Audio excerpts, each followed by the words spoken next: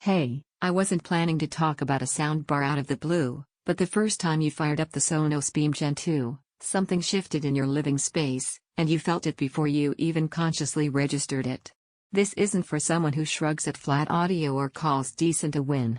This is for the kind of person who feels when sound lacks presence, who notices when dialogue feels thin, who knows what immersive audio should do instead of tolerating what's been good enough.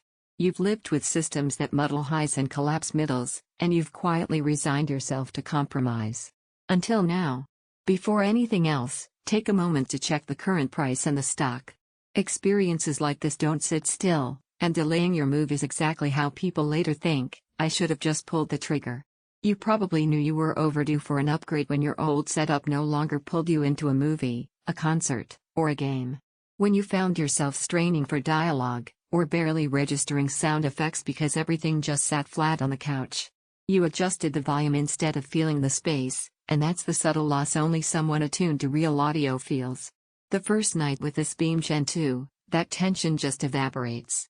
You cue up a familiar scene and suddenly sound doesn't just come at you, it surrounds you. Dialogue sits clear and grounded without overpowering anything else. Effects don't clang and collide. Music feels layered, textured, expressive. It's Dolby Atmos done in a way that doesn't feel gimmicky, but present. You're not just hearing it, you're in it.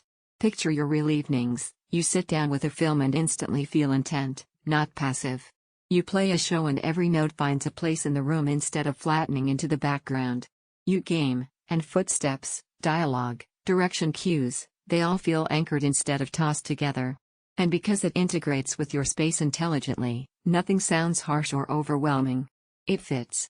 That's the kind of performance that lets you forget about the hardware and just experience the story.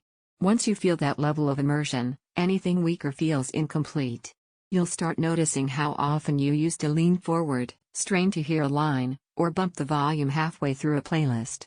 That's the loss your old gear hid from you, until it doesn't anymore. Take another look at that price now that you're picturing all this. Don't let minor stock shifts or delayed thinking be what keeps this upgrade in the maybe later pile. That's exactly how regret sneaks in later. I wish I just did it then.